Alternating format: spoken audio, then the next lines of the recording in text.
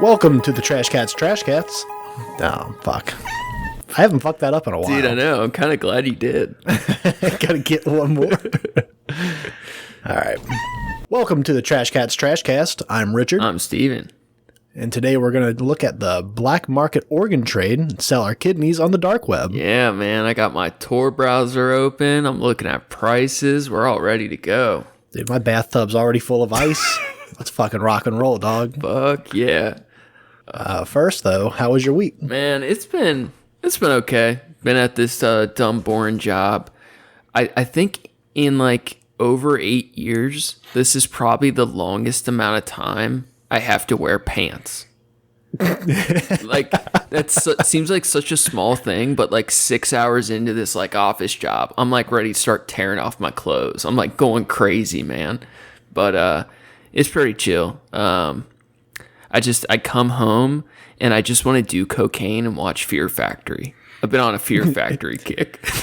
Is that because of the job, or that's just your mood lately? I think that's your aesthetic lately. I think it's just the aesthetic lately, but I think there's something to Fear Factory. It just makes me want to do coke too.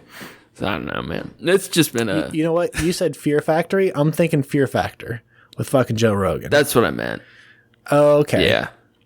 Shit is Fear Factory a movie? There's a bad band. Oh, that's maybe what it is. Yeah. But things been chill. My sister gave me a really cool notebook. You know, I always keep a notebook with me all the time. It's like a moleskin notebook, but it has the Van Gogh smoking skeleton on it. So that's fun. Nice. Yeah. What about you? It's been not as rowdy as my last week was. It's been just me unboxing shit and getting packed up. I'm still burning the candle at both ends pretty hardcore. I'm up early and I start, doing little shit like moving stuff around the house, and then I go to work, and then I come home and I do the same shit until, after midnight, and then try to go to sleep and do it again. And it's not so bad because I'm exhausting myself. I sleep really good. Yeah. Like, at least I sleep in a deep sleep. But for some reason I can't not wake up at like 6:30 or 7 o'clock lately. And it's way earlier than I need to be up typically. And that's been kicking my ass. Yeah. But I get a new bed frame tomorrow, so that's pretty dope. I've been rocking the mattress on the floor dig for a minute. And yeah, I kind of like that though. Like, I don't like tall mattress frames. Do you go low? Got a low rider? It's not super high. It's got storage underneath it, because that's, I mean, when I look at bed frames, it's like there's no reason not to get one that has like, drawers or shit. Like, it doesn't make sense to me not to. I mean, I guess as long as it's up off the ground, you can always store shit underneath it, but then you got to clean under it. Yeah, exactly. I want it to look nice. So I got it from IKEA. So nice meatballs. But that's coming in tomorrow, so I'm pretty pumped on that. That's going to be my whole day is one, waiting for them to show up. The window for delivery is between 11 and 3. Nice. It's like, okay, yeah, so I'm going to get it at 4. Of course. Oh shit. You got any cool honorable mentions this week? I super don't. I haven't watched. You know what? I can say I've watched some new media. I watched Legends of the Hidden Temple this week. I got a trial for Paramount Plus. Okay. And I thought, this is kind of cool. And then I look at it, and like most of the things on there are like kids shows and stuff like that, and like old as fuck things from like Comedy Central and whatever. And I was like, I'm not gonna keep this. But Legends of the Hidden Temple was like, oh, this is kind of cool, and I remember this. And then they showed the first like, oh, you didn't win, but you're not going to go home empty-handed. Here's what you're going to take. And then they have like, here's your prize. And it's like a Dunkin' Yo-Yo ad. And it's like, this fucking, 90s as fuck lightning bolts and shit with like someone doing sick tricks on a fucking yo-yo. And then like fucking ratchet strap shoes that, these kids playing in the street and they're like ratcheting their shoes. Oh, and like someone's like, keep it down out there. It's like, like turn up the noise. Dude, that's so funny. But that's really the only new media I've consumed this week. Dude, I've been in deep this week. I'm listening to like headphones on all work day. It's just constant. But this first one I got is an artist. This link should go to the piece. The artist name, I believe, is Machado. On Instagram, the @ is MACHADOXLEAO. This particular piece is titled "The Oasis of the Twin Lions," and I fucking love this, man. It's glorious. It's got like a sacrilegious vibe to it. Yeah, with those fire clouds and the. What is that? That's like a famous classical painting, isn't it? Yeah, I forget the name of it. I know I've worked with it myself too. The lines are good. I definitely know I've seen it before, but the setting for it is so fucking wild, and like the little dude in the center for like size reference. It's I'm not a big fan of that, but same. Yeah. This one I debated on it a little bit. This dude does work in a similar vein to mine, where it's digital collage stuff. Uses a lot of bright colors. I have mixed feelings about some of his other work, but this particular piece is outstanding. It's just it just feels like such a cool place. I love places like this shrine on a weird planet, you know? Yeah. Very fun. So check out Machado on Instagram. We'll share the links. This second one, these next two are just quick stories. So I found a post about cow virtual reality. And I check it out. So I figured, we just recently did our vegan episode, and I'm like, why the fuck are these cows wearing virtual reality goggles? And it turns out they're testing VR goggles on cows, and they're showing them like beautiful pastures and different things that they would enjoy, and it's decreasing their anxiety and making their general mood better so that they produce more milk. That's kind of cool. It looks straight out of the Matrix. These goggles got these like aesthetic design to it too, with the like cone shaped pattern on it. And this is pretty wild. But and maybe my idea is radical, but you think like maybe they could just like give them a nice pasture to graze in. Exactly. Yeah. Like it's so dark. Instead of like putting on fucking these fucking VR headsets on these fucking cows. Right. Like how it's so dystopian. The fact that like using an expensive VR setup on a cow can make you more money because they produce enough milk because their environment's so terrible. They're not producing them, ideal amounts. That's crazy. I love one of the headlines after I click the link you sent me. One of the headlines says someone's putting VR headsets on cows and we want to know why. So good. All right, so last one before we get to the organ trade. This is a story from Smithsonian Magazine titled "Hyenas Hoarded Thousands of Human Animal Bones in Saudi Arabian Lava Tube."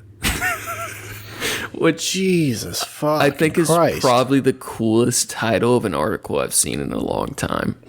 So, archaeologists in northwestern Saudi Arabia have unearthed a massive collection of bones, likely stockpiled by striped hyenas over the past 7,000 years.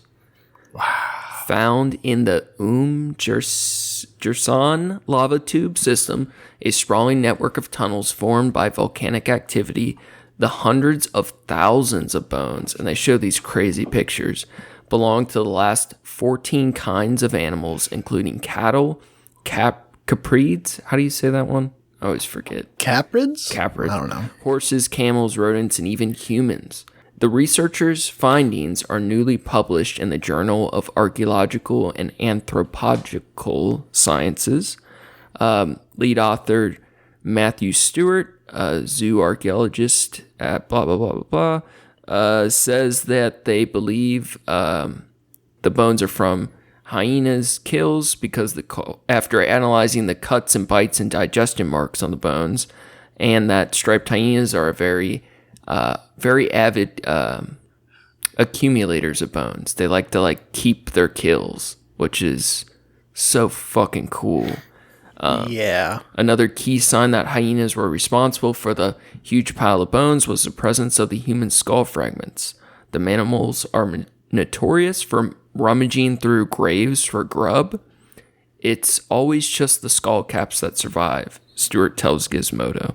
Hyenas seem to not really be interested in skull caps. You find maybe 5 or 6 skull caps with null marks on them at the site, but only the skull caps, nothing else. Wow. It's so fucking metal. It really is. It made me 7,000 years. Right? That's mind blowing. Yeah, dude. I kind of forgot. I kind of got into raccoon mode with the podcast, but my whole life my spirit animal has been the hyena. That was my name and everything. I saw this article and it brought me back, man. I just wanted to drag humans into a cave and eat their bones. Made me so happy. Fucking brutal. Yeah. All right. So that gets us to the start. You ready for all this reading? Yeah. It'll be fun. Yep. It'll be fun. I'm ready for it. All right. I thought I was about to sneeze for a minute. And it went away, so it's probably going to come back in a few minutes. We'll see. Kick it off with a good sneeze. Yeah, kick it off with a good... So the name of the documentary for today is Tales from the Organ Trade. Yes. It's a gritty and unflinching descent into the shadowy world of black market organ trafficking. The street-level brokers, the rogue surgeons, the impoverished men and women who are willing to sacrifice a slice of their own bodies for a quick payday, and the desperate patients who face the agonizing choice of obeying the law or saving their lives. The director is Rick Esser Bienstock? Old Beanstalk. Old Beanstalk. It came out last year. Yep. Yeah, don't pay for it. It's on YouTube. Well, I mean, pay for it if you can, or find it somewhere. But I think they put it free on YouTube. If you really want to. Yeah. So before getting into the doc, we kind of wanted to kick things off with just going over the basics so we can get the top dollar for our organs on the dark web. A lot of what we're going to share is sourced from a paper by Jessica DeJong titled Human Trafficking for the Purpose of Organ Removal. I want to preface this by saying her point of view concludes that organ trafficking is unethical, which we are going to discuss more as we break open this documentary. And part of the introduction to the paper reads... The first successful human organ transplant was performed in 1954 in the United States. A 23-year-old man received a kidney from his healthy identical twin brother. Over the past decades, organ transplantation has become a standardized medical procedure, highly improving the quality of, or even saving, patients' lives. An organ transplant can be performed with an organ from a deceased donor, which is a post-mortal donation, or a living donor, a living donation. A living donor can be genetically, for instance, a parent, or emotionally, like a friend, related, or can be unrelated to the recipient, like an anonymous donation. Organs can be transplanted after death, including lungs, the liver, the pancreas, the small bowel, heart, and the kidneys. Yeah. Real quick, that just reminded me of a weird one. I was obsessed with these dudes in high school when I was first getting into body modification. I don't know what reminded me of it. I don't know. Thinking about organs and amputations, whatever.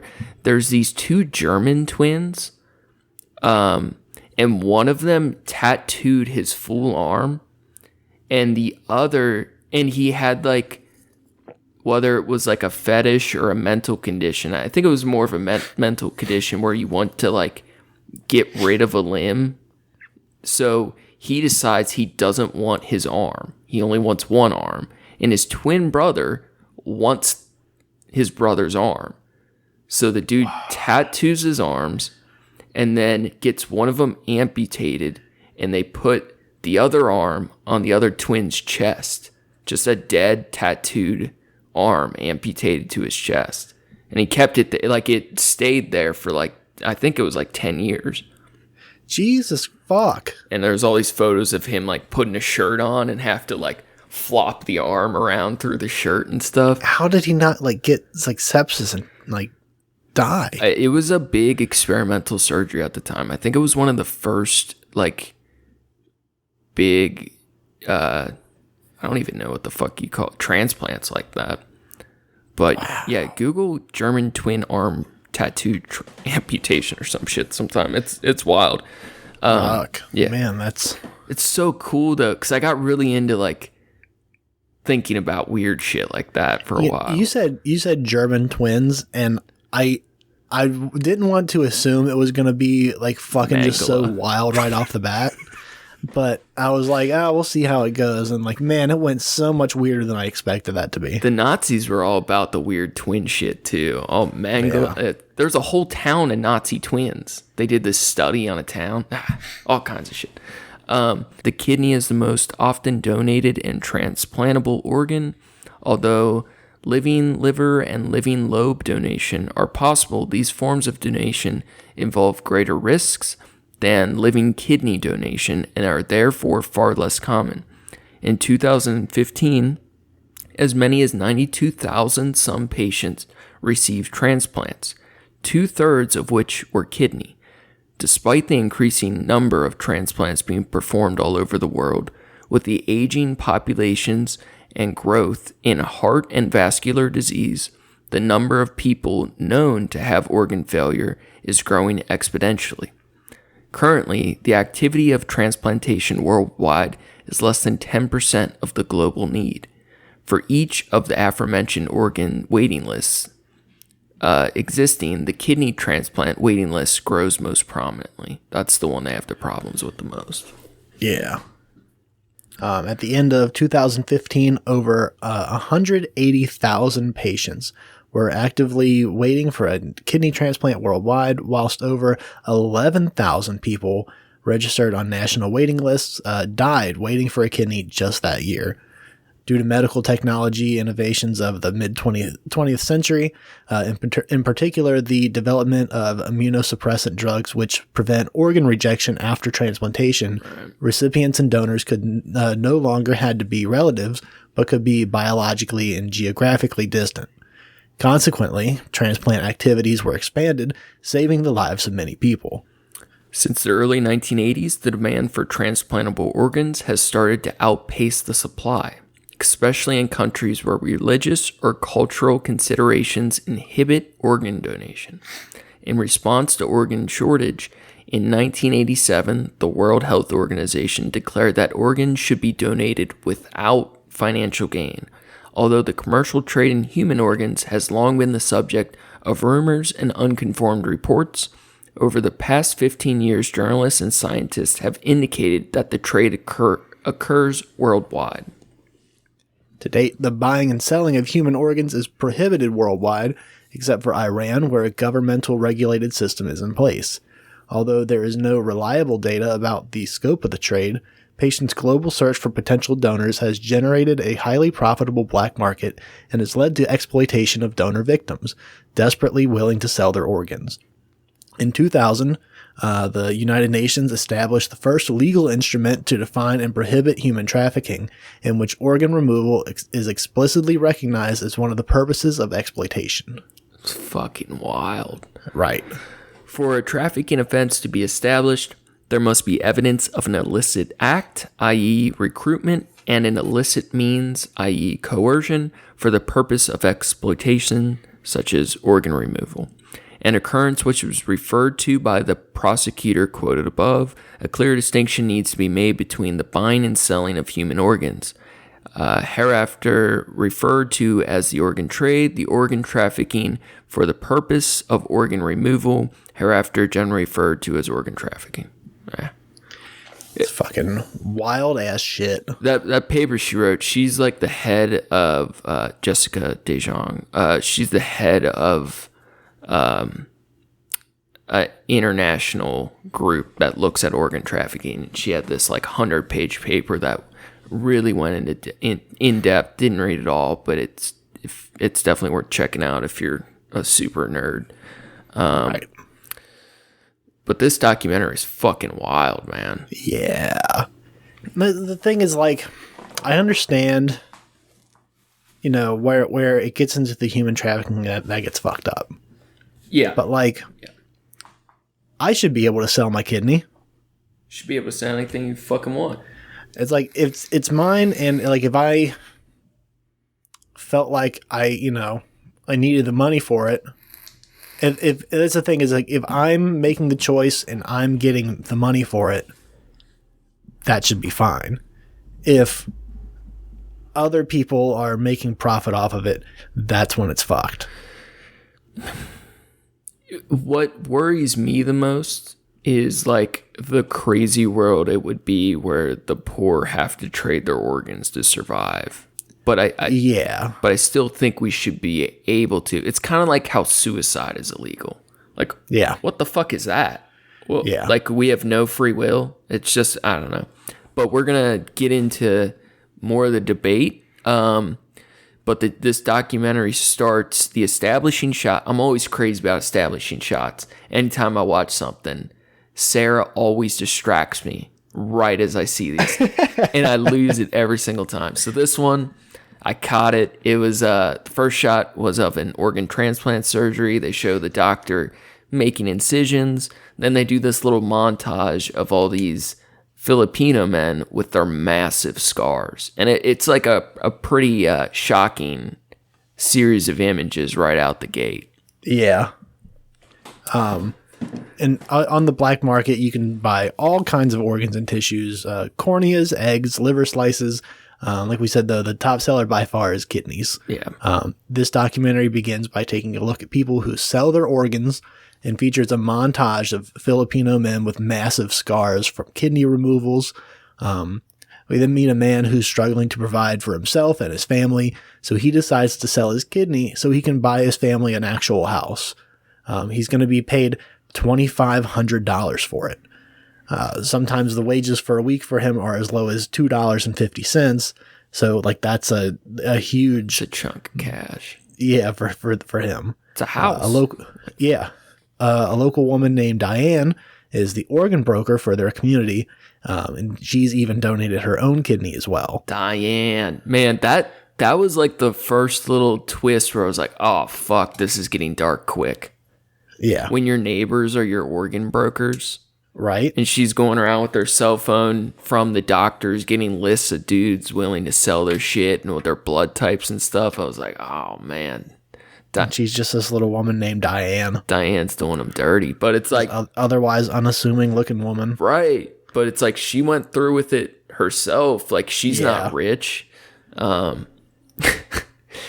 know you only needed one kidney, but I didn't know... they also can do liver slice transplants that buy the recipient more time before getting a full organ transplanted. Yeah, that's pretty wild. And I would have thought they were getting more for their organs too.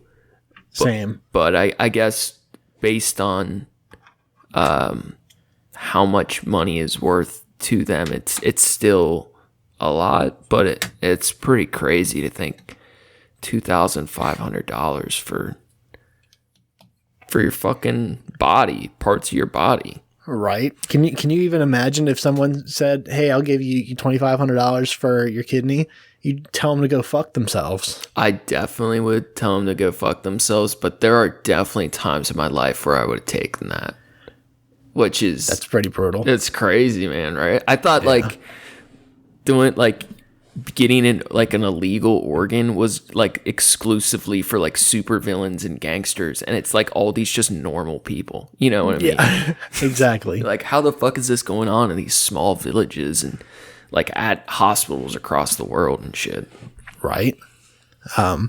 The documentary then takes us back to the U.S. A woman named Mary Jo shows us the process of her dialysis, which she does by herself with her own machine at home, which, was enough of a whole thing. Can you imagine having that whole thing fucking set up in your house and you had to do it? When she first got on the transplant list, doctors thought it would take 7 years, but now after 5 years and increasing demand, they believe she is only halfway up the list with at least another 5 years remaining. Yeah, that was so brutal. They showed her talking to her doctor and being like, yeah, you're not nearly as high on the list as we thought you'd be. Yeah. Like, that fucking sucks. And I've known people like, my buddy who's trying to get on. It's not easy to get on those lists sometimes.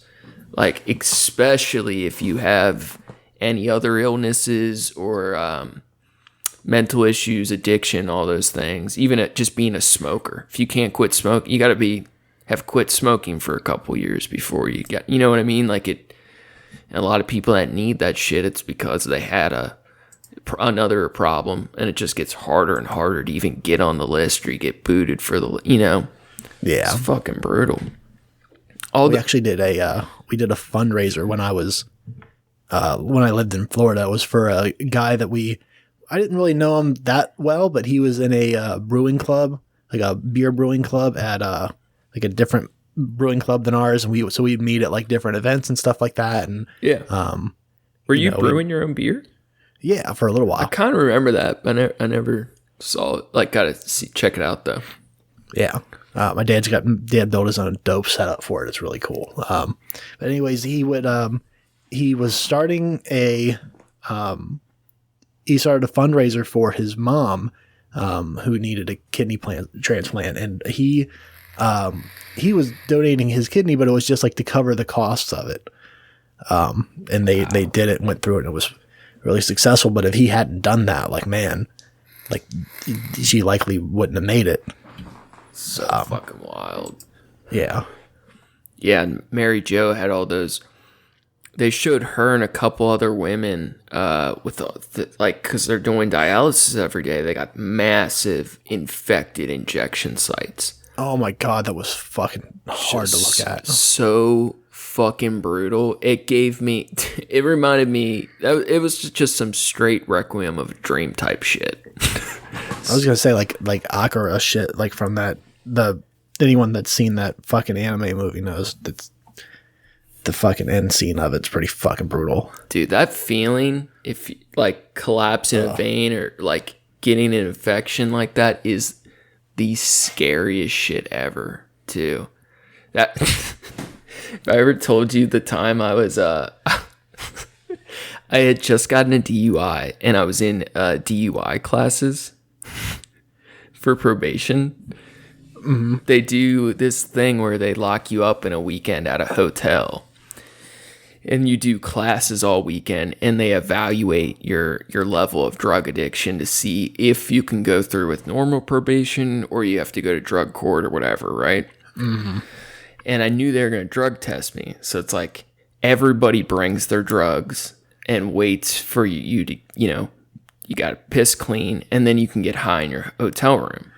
But they tape your door shut, and they have somebody monitor the hallway, so if you break the seal on your door, you violate your probation, right?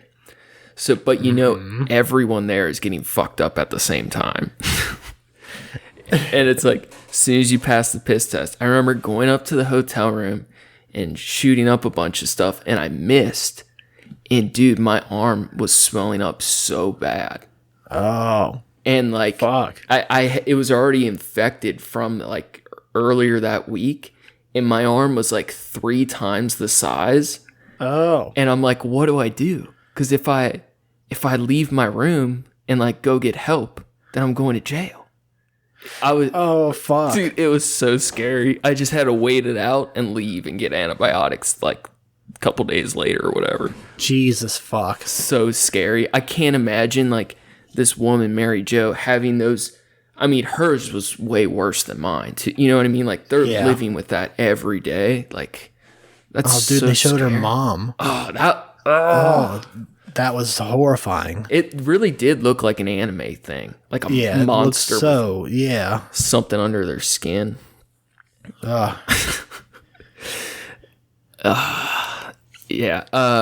So she does this every day to survive, and it buys her more time. The dialysis filters her blood for her. It buys her a little time just to do it every other day. Next, we meet a man named Walter, and Walter was a little rough around the edges. Yeah. He wasn't super likable, but I feel like I've met a lot of people that were like Walter that needed organs. And he's on the transplant list, and he goes to a dialysis clinic each week. And they show him meet with his doctor, and his doctor is not optimistic. He can hold off long enough to get a donor. Yeah. The doctor then says at his clinic that for each 100 patients he sees each year, 20 of them will die waiting for an organ. That's fucked. Brutal. Dude, Yeah. I can't, like, I don't get how doctors or, like, therapists or just, like, people in the medical field that are in, like, a cancer ward or like, dude, watching that many people die or, like... Yeah. Or meeting someone job. and, like, realizing, like, they need a kidney and then realize this person's probably going to die. That's so brutal. I'm going to watch this person die. 1/5 of the people you care for each year are going to die. Yeah. I mean, it's got to be meaningful work, but fuck, that's got to take a toll. Yeah. Walter said, I effectively have to decide at this point, if I can't find a donor in the country this year or fairly soon, I have to decide if I'm willing to take on my soul the ethical burden of purchasing a kidney from somebody or to just die. That really is the choice I'm facing. Meanwhile, another pan, Raul sells his soul. Sells his house. Jesus fuck. Oh, that's a whole different kind of thing you can do. Raul, demon. Right? So Raul sells his house and his belongings to get together $100,000, and he bought a kidney and had the procedure done overseas in a clinic in Israel. Wasn't supposed to be in Israel, and then it got moved to Turkey. Yeah, then it got moved to Kosovo. Yeah. Moved it on him like 3 times. It's so skep. He's texting doctors overseas trying to arrange the details and shit. The wording was a little weird. It was because the destination country for the transplant changed so many times, and the organizers were working like just within the margins of the law. That was one of the most surprising things, that a lot of it isn't done like exclusively illegally. Right. Like it's a lot, we're going to go into it, but a lot of it's done at hospitals where they can find a way to make it work, where parts of the process may be illegal and parts of it may not be. And if it is, depending on where you're at, you might just be able to pay somebody right to turn the other way. Yeah. So one of the main clinics we're going to be looking at is a clinic called Medicus, which was run by... Here's the thing. They say it's run by organized crime, and we're going to hear both sides of that. But the articles in the papers and everything, they say Medicus was run by organized crime and operated illegally without medical licenses. They operated across the world in many countries, harvesting organs from the poor and selling and transplanting them to more wealthy patients in need in other countries. The organs were typically sourced and harvested from the poor and destitute and then sold to Americans for $100,000 or more. So Raul acknowledges that it's a dirty business and it could be considered unethical, but just as he knows the organ transplant saved his life, he hopes the money the donor received for selling their organs that helped save his life, he hopes the money helped them as well. Which felt really weird as he's saying it in his mansion. Right. I think there's a lot of ignorance there, but he wasn't saying it to be shitty. It was, right. I didn't get that either. It just... Yeah. He's more trying to express that the ethics of these decisions on both ends are not always as black and white as they may seem. Right.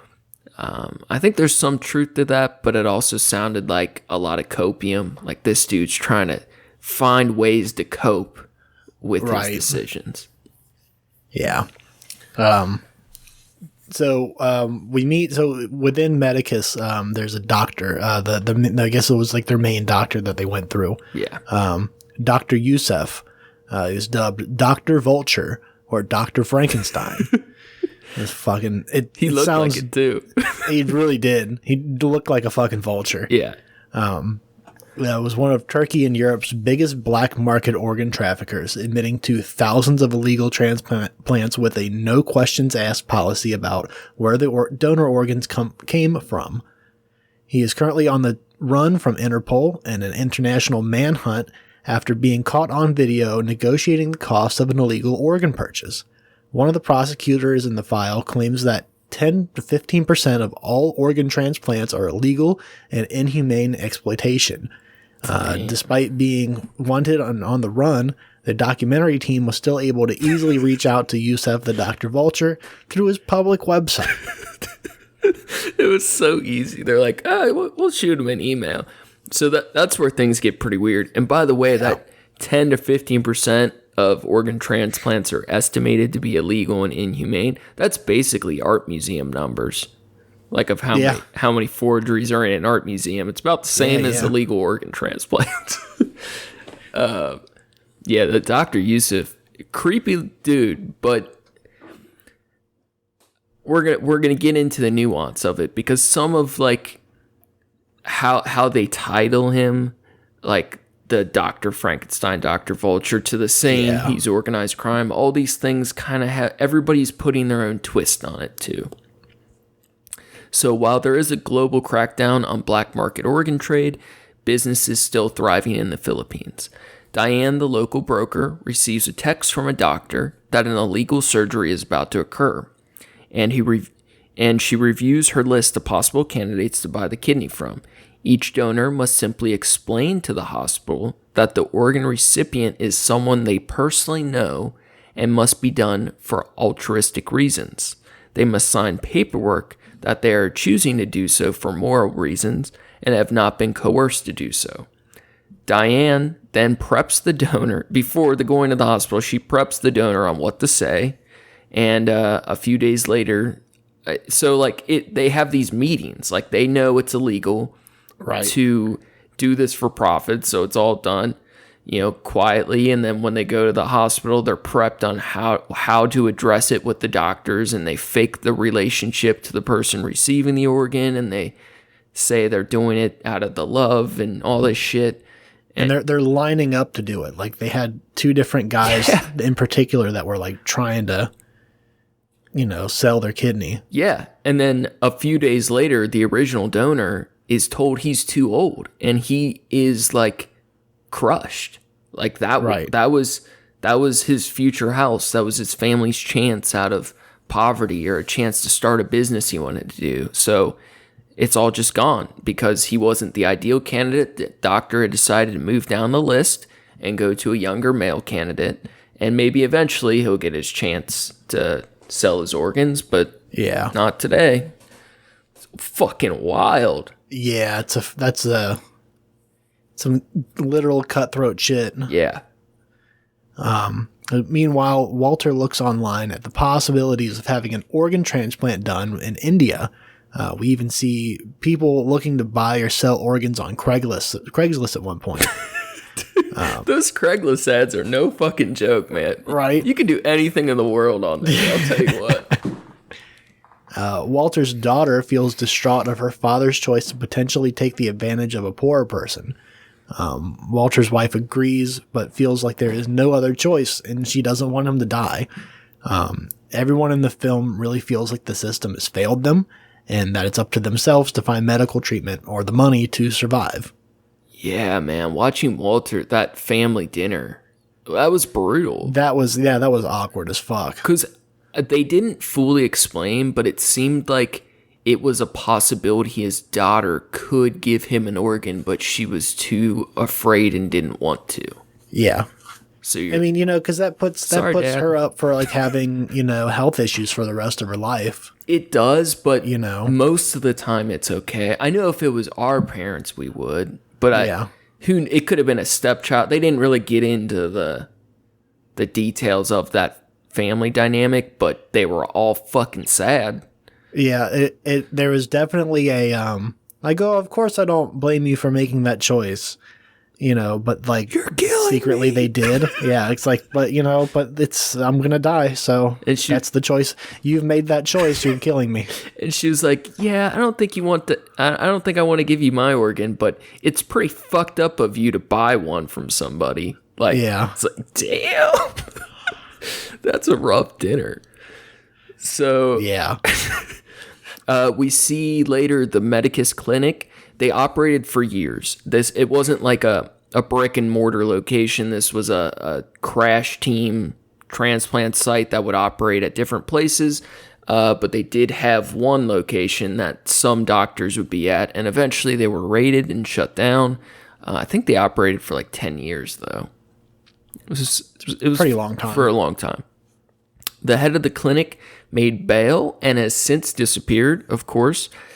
He made bail, and it was like the deal was like he couldn't leave the country, and like he's like, okay, cool, and immediately fucking dibs. Of course, you got to. Yeah. I don't blame him. His name, Dr. Shapira, not to be confused with the equally, if not more nefarious piece of shit named Ben Shapiro. This is right. This is Dr. Shapira. He is a transplant surgeon and co-conspirator at the clinic. According to the prosecutor, and he is interviewed in the documentary. He says he is okay with himself and what he does despite the criticisms, because he is saving lives. In his younger days, he was one of Europe's most renowned transplant surgeons, and at the time there weren't many legal questions asked about where the organs were produced, where the organs came from for most hospitals. He basically was like an old timer. I think he was like close to 70, and he's like, there were no protocols for this at hospitals in the time. Like, he was the top of his field just because he could do it.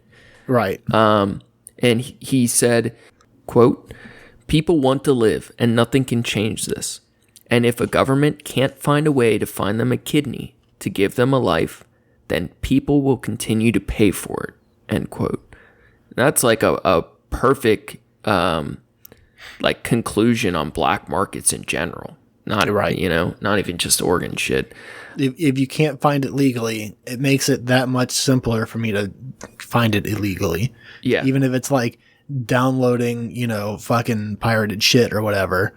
Yeah. Or even if it's hard, like abortion, like drugs were probably easier when it's black market, but something like an abortion might be harder. But if people want it, they will find it. Like, right. It's so frustrating. He also said, as hospital ethic boards evolved and began to question his work, he moved into other areas of Europe. And then eventually he went to Turkey, where he met and began working with Dr. Vulture. So they combined forces in Turkey. Super Dr. Frankenstein and Igor. It really does seem like a supervillain formation. Yeah. In 2007, they were both arrested during an illegal operation in Istanbul. They served 3 months in jail together before the charges were eventually dropped. Dr. Shapira says they performed over 3,600 kidney legal transplants, legal kidney transplants, and about 850 illegal transplants, although he doesn't personally consider those to be illegal. The 850 were often performed in batches of 6 to 7 operations at a time. That part's a little scary. Yeah, that's fucked right there. Yeah. I looked it up after. I was trying to find out if they had any could go wrong, and there wasn't. There wasn't going to be information on that, but right. Fuck, that's sketchy. You're going to different countries, different hospitals, setting up a clinic, doing 6 to 7 transplants at a time.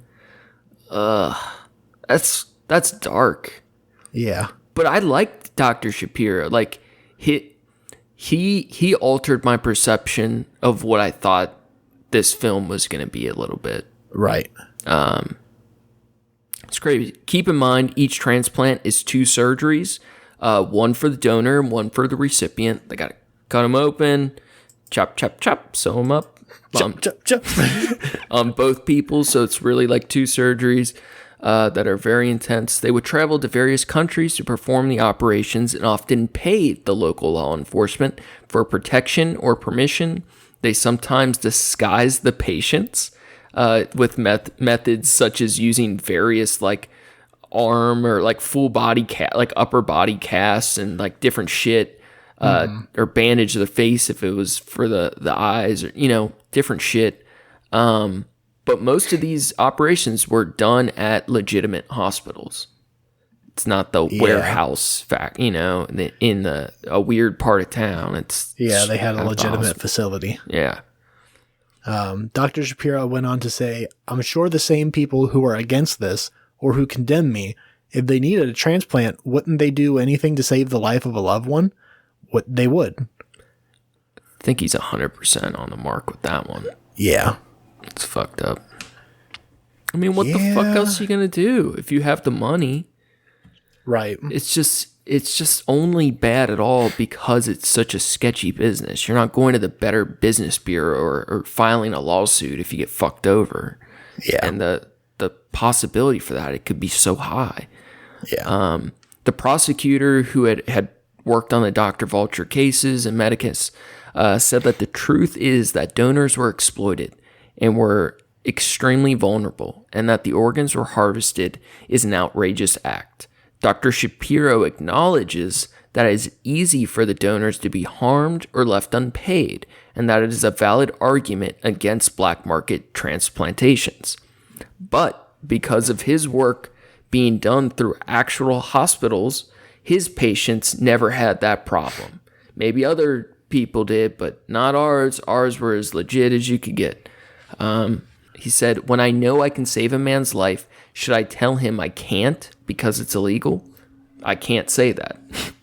Right. If you had the skills and the materials to save someone's life and you were one of the few people that could, and you're like, "Sorry, man, I could get in trouble for that. I don't want to take the chance."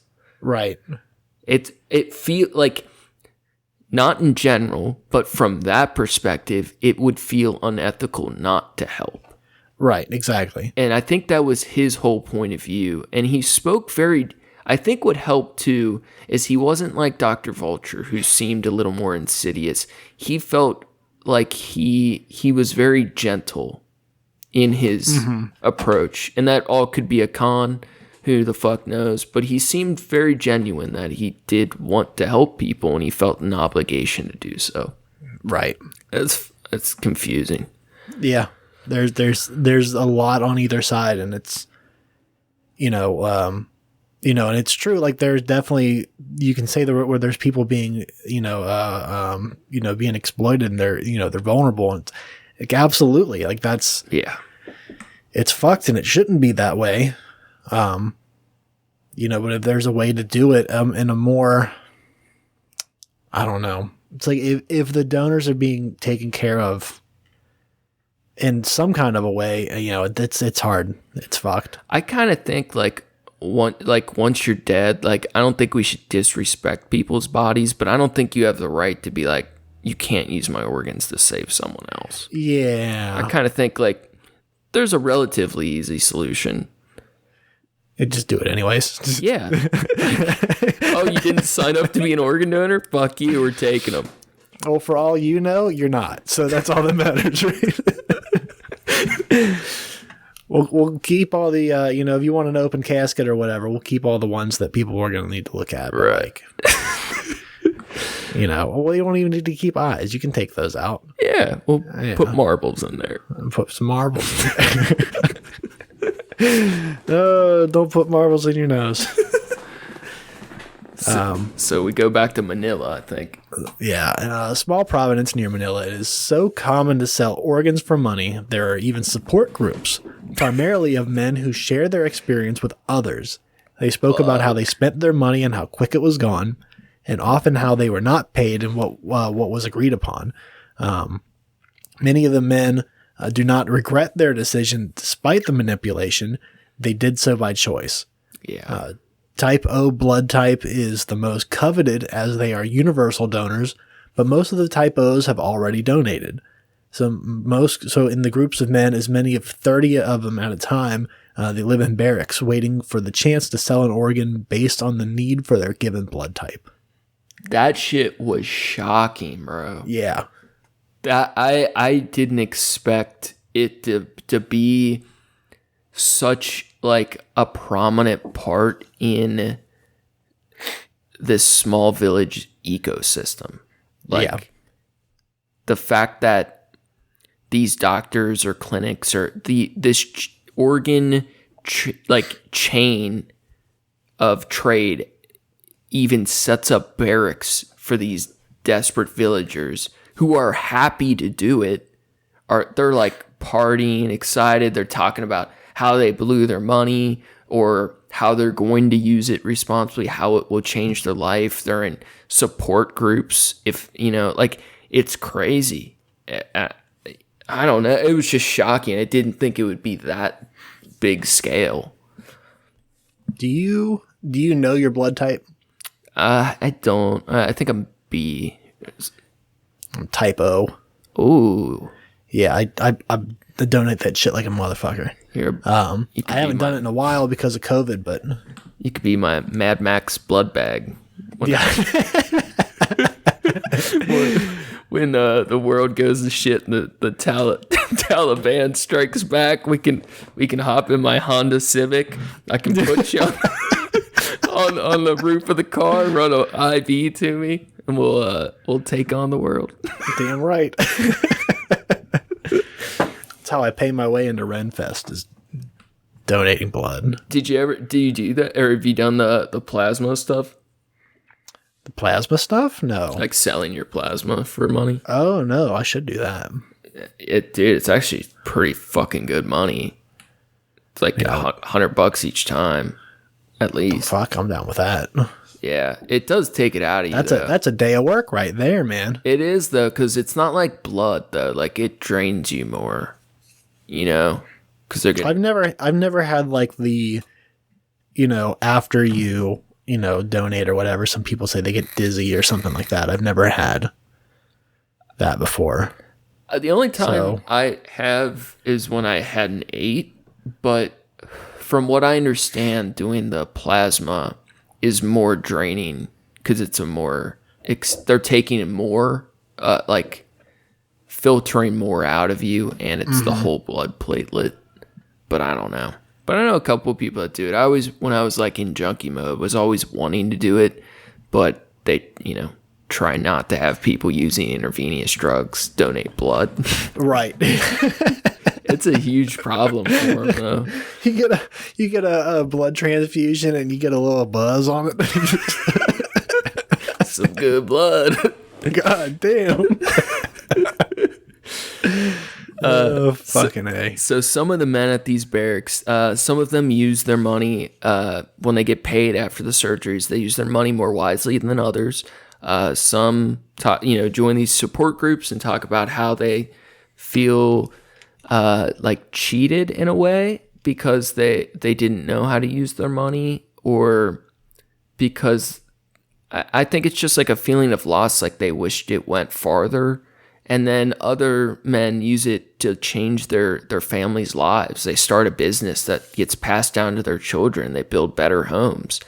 But the overall feeling was that, some people may regret it, even if they were cheated and paid less than agreed upon, but that they mostly felt that it was their choice. And one of the men even said, "We're not ashamed of it.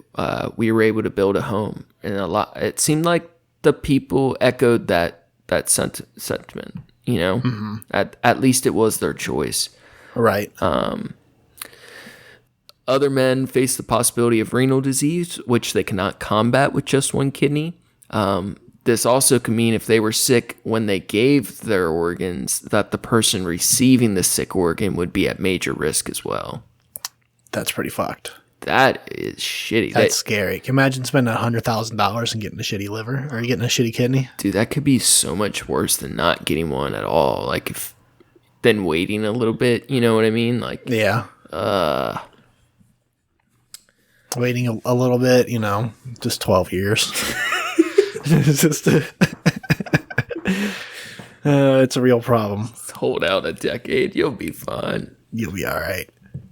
Dr. Youssef, a.k.a. Dr. Vulture, replies to the email from the director of the documentary, and he decides to meet with the film crew. He claims the organized crime and international organ trafficking is all a spin by the media to demonize his work.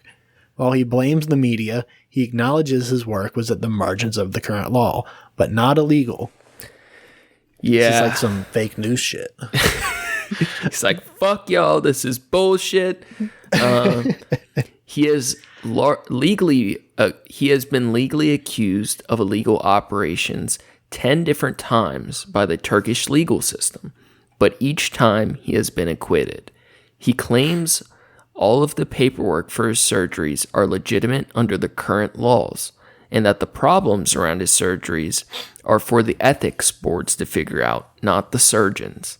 I kind of respected that line. I was like, right. He's got a point. And he also said that, 10 times in court, it's been proven what he's doing isn't illegal, but that if they feel that strongly about it, that the loopholes in the laws should be changed. Right. He's like, but, that's just from his point of view. There could be a lot more to that, but basically there is paperwork he has to have filled out legitimately with the donor and the receiver's consent. So far, all the times he's had to go to court, he's been acquitted. And while he is wanted by Interpol and the neighboring countries, Turkey has brought no charges upon him. So he's wanted for crimes against humanity in every country in the world except Turkey, his home country. So he's just living comfortably at home with his wife and mother in their family home. It's a nice big house, and as long as he keeps his head down in Turkey, he's safe. Which is pretty wild. Yeah, it's like, how the fuck does that work? Right? Drinking that Turkish coffee. Yeah. He looks like he enjoys his Turkish coffee and cigarettes. Yeah. Yeah. While he plants his next transplant. Right. He's like, he's like, the only way for me to stay out of trouble is to go nowhere near it. And he claims that's what he does. He wouldn't get involved anymore, but yeah, who the fuck knows? I wouldn't be surprised if he had a clinic in the basement of that mansion. Right. And while the price of a transplant may be $100,000, he claims that while he's not poor, he didn't get rich off the work. The surgery is 10 times more expensive than the amount the donor receives, and that many people require payment to make the process happen, including the hospital staff, surgeons, nurses, lawyers, brokers, police, and law enforcement, the barracks workers, in addition to just the transportation and the logistics. Yeah, I think that's probably half true. I can't imagine those things don't require a good amount of money. Right. But I don't think the whole industry exists just out of the will to save people. You know, it probably does cost a lot to make all of it happen, but it has to involve a lot of greed too. Yeah, it's one of those things that if you're doing something that is technically not legal, even if you don't think it's fully illegal, but that there's a good chance that you can get popped for it, you're going to skim some for, your legal fees and shit like that, just to have that for insurance. 100%. It's called need that. Felonies ain't free. Felonies ain't free. If a friend asks you to pick this up from my buddy or just sell this, it's nothing. If it's a felony, you charge for it. You put 10% of it into your legal fund because you're going to need it eventually. So the documentary ends with Walter finding a willing and altruistic donor on matchingdonors.com. It's the dating site I want to hit up after this. Dude, that's so fucked.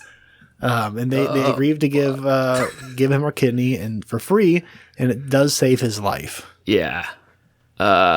Which is amazing and beyond generous, but it's so fucked up that the fate of his life basically was hanging in the balance of like a charity on the internet. Right. Like, oh, you got matched with a donor.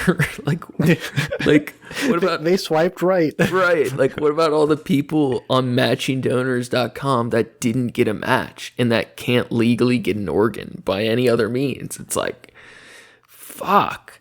And then, the documentary just kind of ends. It's like they wrap up with this really opinionated bullshit, like, dialogue that I just felt really weird about how they tied it all up.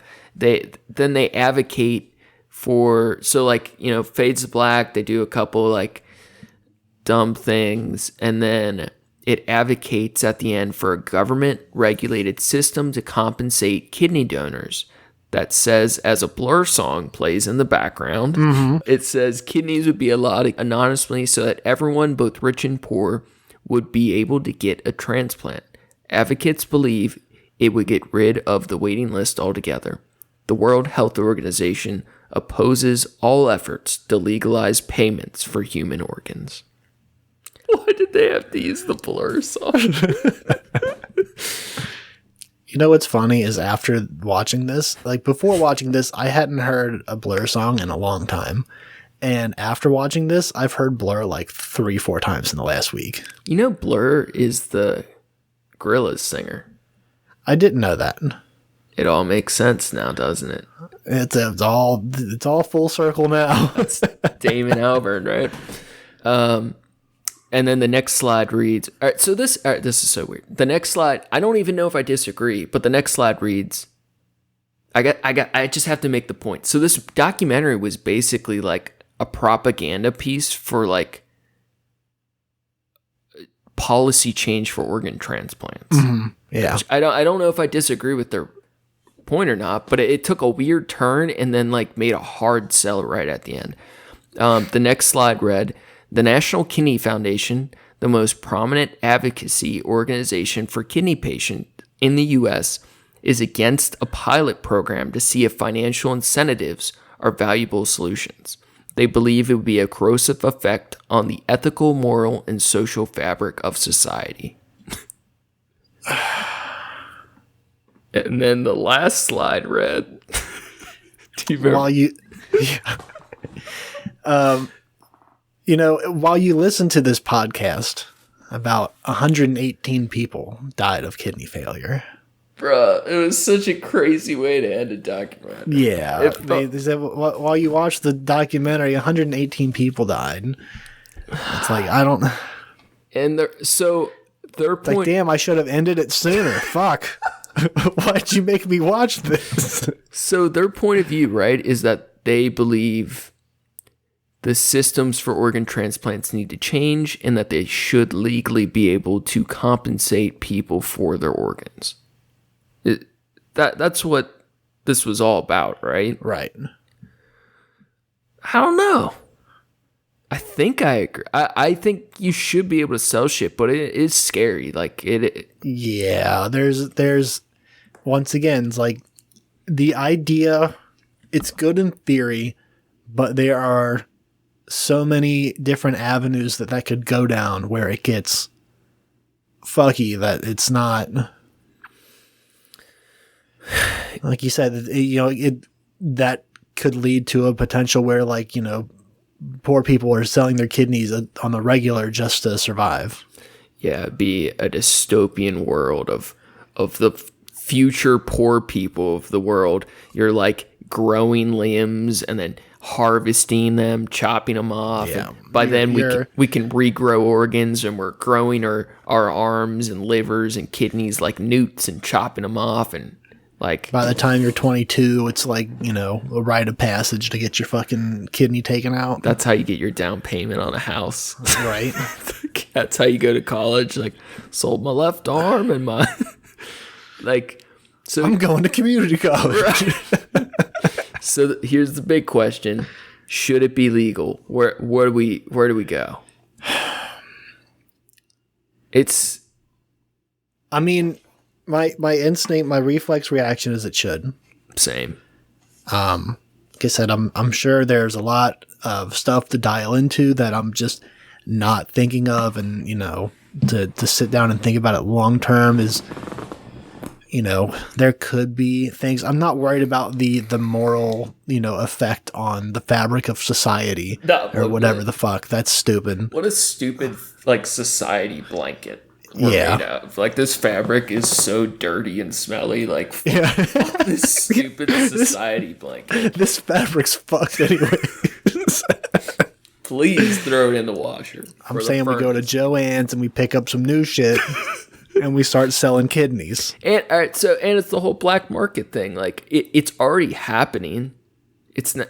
At any black market, it's going to exist. It'll thrive. It's not changing whether it happens or not. Yeah. And by making it legal, it would. The fucked up part is in first world country shit.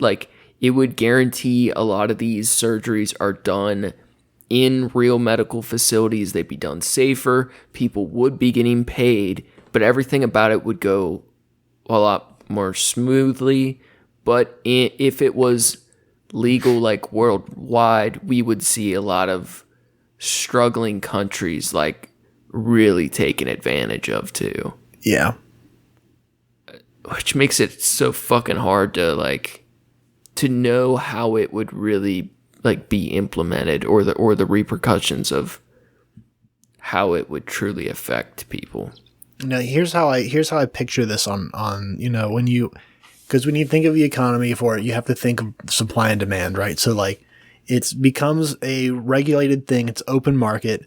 It's the seller's price, seller's market kind of thing where, I have something that someone wants. So you put your kidney up and you say, I'll sell my kidney for, I want, I don't know, $25,000. We'll just say, well, $25,000. This is what I want. Right. And then they say, okay, sure, I'll take that. And then other people, there becomes a standard of what it costs. And some people that are more desperate for it say I'll pay, underbid, I'll outbid to get that instead. I need it now. But they're also, what you'll see instead is in people that are in poorer, that are more in desperate situations, that are going to be well, I'll sell mine for $10,000. I'll sell mine for $2,500. And then the market will move there, where that's when we would see the the dystopian world for the poor. Which it looks like it's basically already there. Yeah. Just depend. It's in worlds that feel distant to us here in the United States, but it's still affecting people. Right. It's the same shit with war and all that stuff. It's whether it's war, drug addiction, people that have bad takes on real shit, and it's because you don't fucking see it. Yeah. If we saw all the bombs you're dropping, or you finally have a family member touched by something tragic, your point of view changes pretty quick.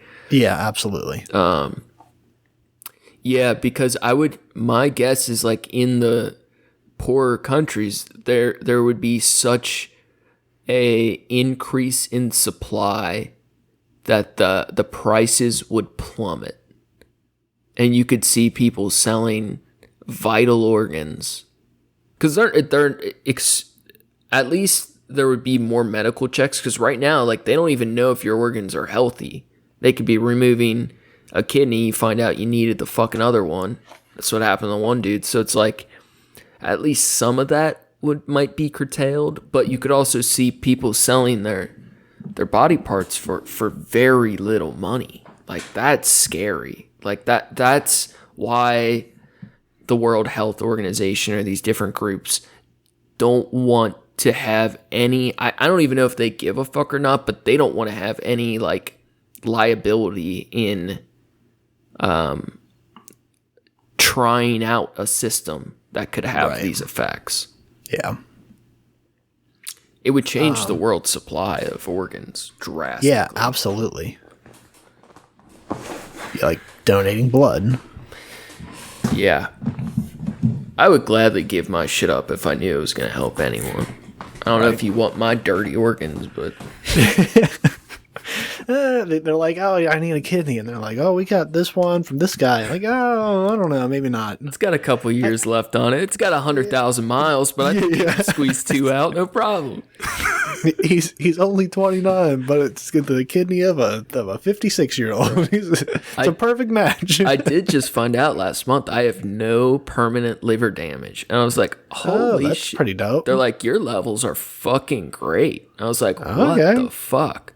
I was like, how did I get away with that? You're right. Dude, it's crazy like how fragile we are, but how resilient our bodies can be also.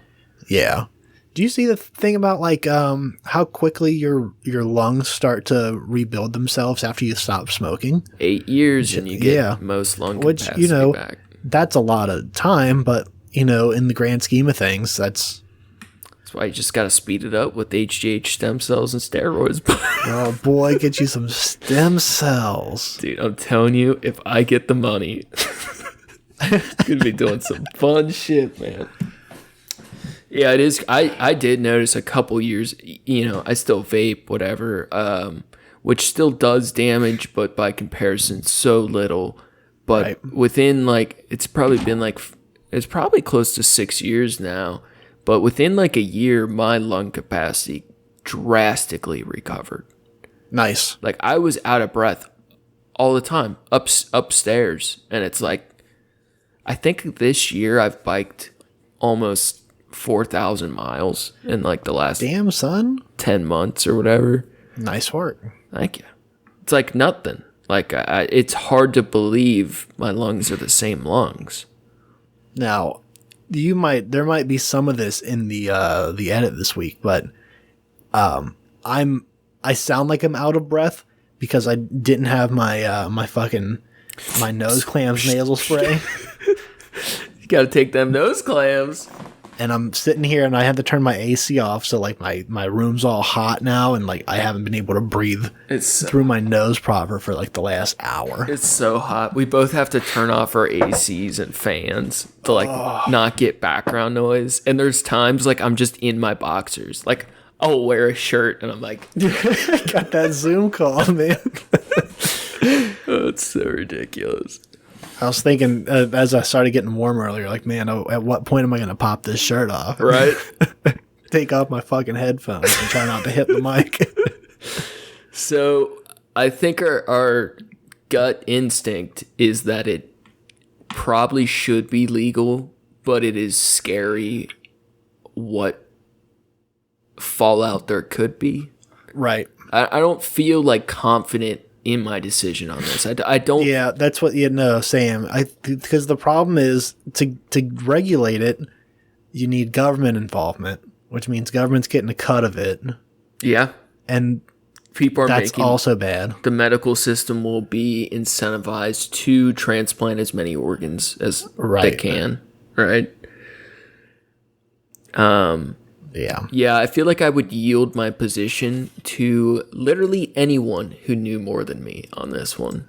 But yeah, I know you put this in the notes, but I think it does go without saying that the donor should never be punished. Yeah, and so far the prosecutors in the different cases, They had declined to go after any of the organ donors. There were times they forced the organ recipients to cooperate under threat of prosecution, but it seemed like they never really wanted to prosecute anyone except the organizations.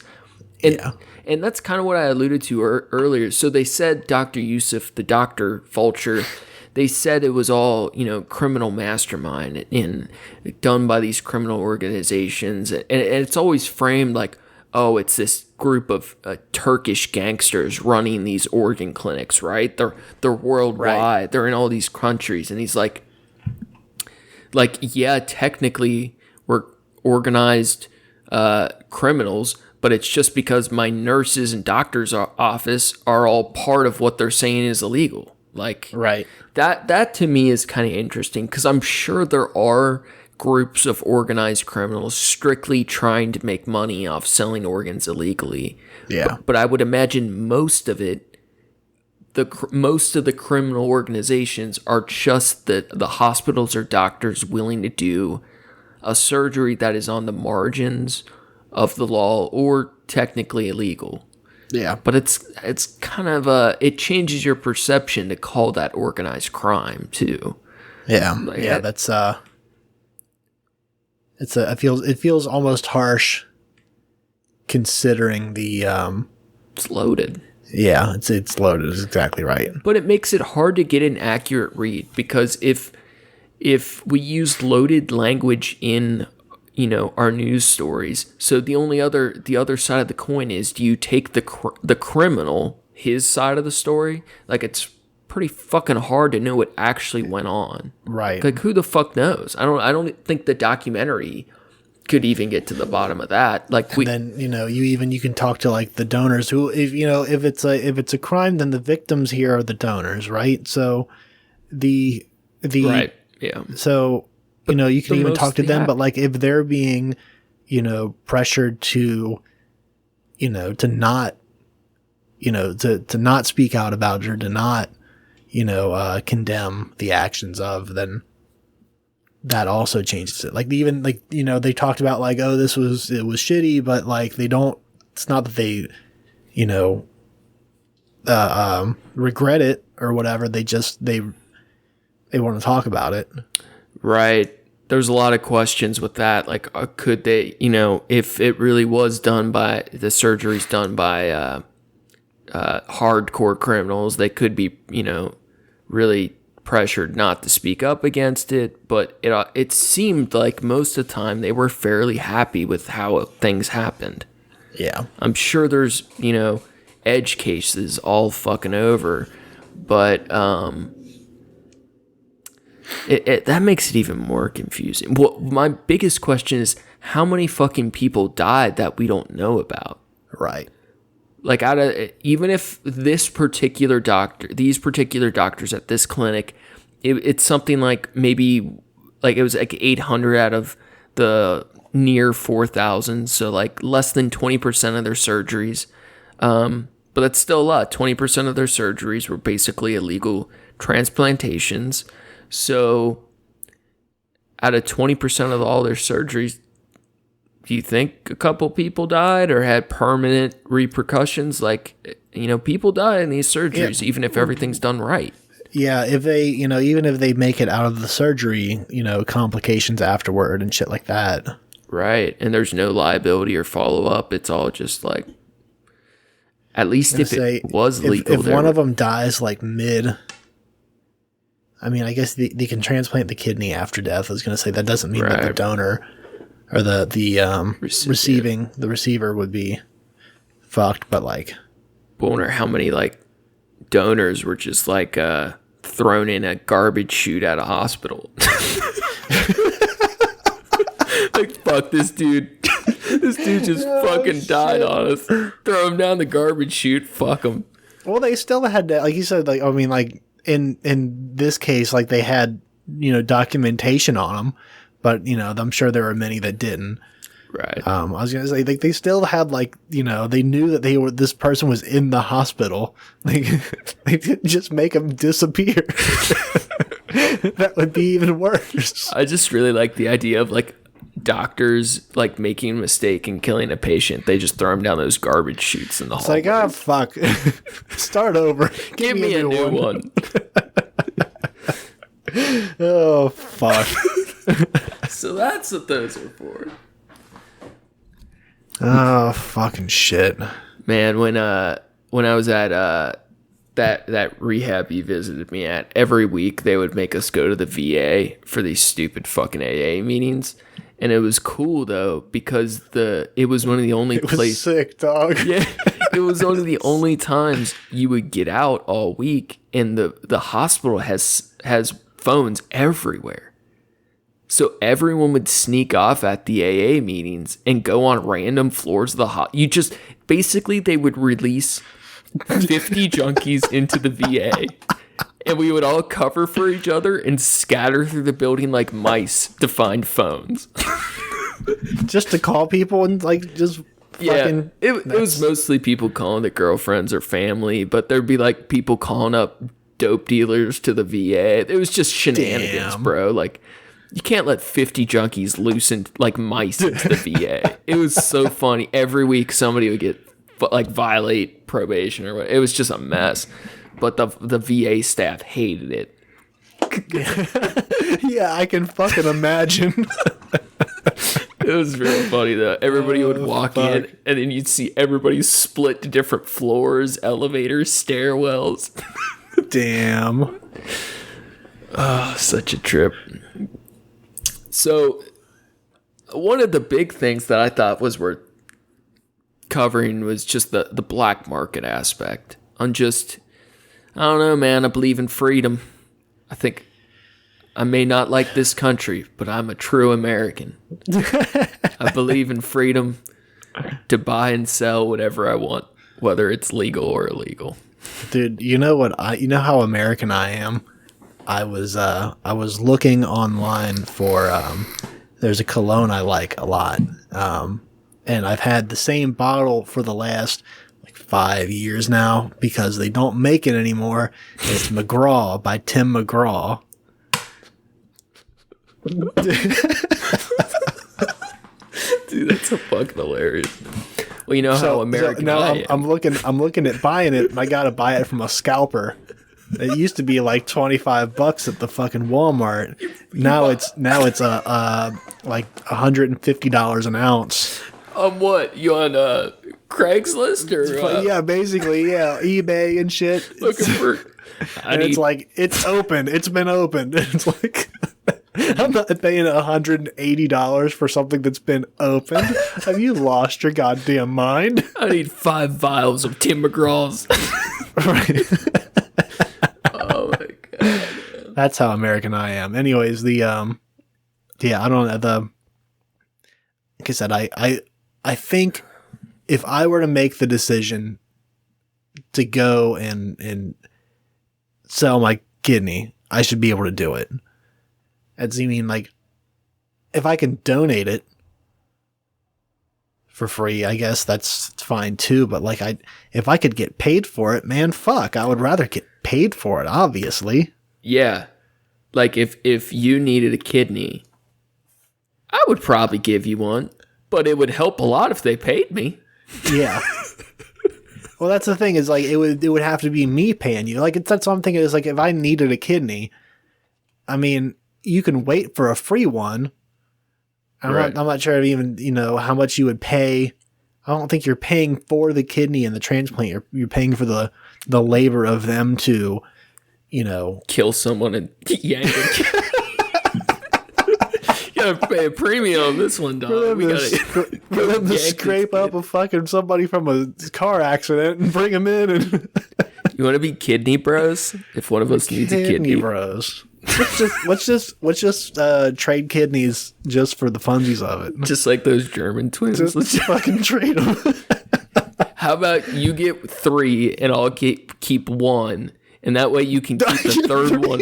You can keep the third one warm for a while. That's an extra one to get stones in. That's all it is. An extra net for all the stones. I also thought it's an interesting question. Do you think the money aspect of paid transplants makes it less altruistic? Like, does money inherently make things like less genuinely moral, or because it feels, I mean, that it definitely sometimes. Yeah, it has that connotation for sure, but I mean, it's something that's like I would do, anyways, if I knew for sure it was going to go to somebody or whatever, like I would definitely do it. But it's like the only reason I'm not doing it is because like I stand to lose out on that. Like, it sounds like a good thing to do for people. And, you know, if someone close to me came to me and said, like, you know, I need a kidney or whatever, and you're a match, I would be like, all right, sure. But if it's just like a, you know, like not match.com, I get all my organs off match.com. That's the best place. You need a liver, it's on there. Fucking eHarmony, they're good for the kidneys, but yeah, man. They don't even need to, you know, really say that they got it. They just, you know, if you cast a wide net and you bring in a lot of people, you know, you can find out their blood type. There's tons of ways to find out their blood type. You got plenty of fish that kidney transplant. If I went on matchingdonors.com and, you know, found somebody to donate my fucking kidney to, like, I wouldn't do that because, like I said, I stand to lose from that. I need the motivating factor for me would be, like, if someone said, oh, but you'll get, like, well, that's the question is, how much? How much? How much for me to sell a kidney to someone I don't know? Yeah, what would it take? Now, you just recently got down on a house, so you have some figures that, you know, some things that you can compare to. What would it take for you to sell your shit? So, what would you do? Kidney, liver? I assume kidney. Yeah, if we're talking kidney, if we're talking like someone came to me and said, I'll give you this much for your kidney. It would, I mean, honestly, like I would consider it for 100,000, but I don't think I would take it for 100,000. You'd be like, oh, I'll sell it to you for 100,000. Psych! Psych, bitch. Gotcha. They take their kidney out, and then I'm standing over them on the operating table like, psych, motherfucker. I'm cool. I'm good. I changed my mind. I changed my mind, dog. Now you only got one. So 100,000 is like consideration levels. Now, yeah. Now, it'd have to be six figures for sure. Yeah. Now, what about the other big one? This is a new one, but I actually know someone that looked at doing this because you can do it. From what I understand, you can do it in the U.S., but like I don't know how it works because it's not legal for profit here. But there are ways people sell things here still. Like I don't know if it's through like private clinics, but I know you can get cut a check for selling shit in the US still. But testicles, people sell one of their balls. Oh, wow. And they get it replaced with a squishy one. A little squishy one. Like a breast implant. A little squeaky squeak. I like mean, a little dog toy down there. But I mean, the difference is, I mean, this is also going to show my lack of knowledge in anatomy and how it works. But like, there's a difference between that and like a vasectomy, where a vasectomy, like, you still jizz. Yeah, yeah. There's just nothing in it that's gonna make life or whatever. If they take your balls, does that mean you can't jizz? Well, I think no, you still do, but you wouldn't have sperm. But if you have one ball, you still would. Like, you still could have a child with one ball. I guess I don't know like what are like the repercussions of not having a testicle? Is it like, you know, testosterone? Testosterone. That's the main. I don't think it's like you produce half. You know what I mean? Like, I think people say you're fine with one, but I still would imagine it makes a big difference. Yeah. But if you're selling I'd imagine they have like a post-operation care where you're probably taking testosterone, TRT the rest of your life. Yeah.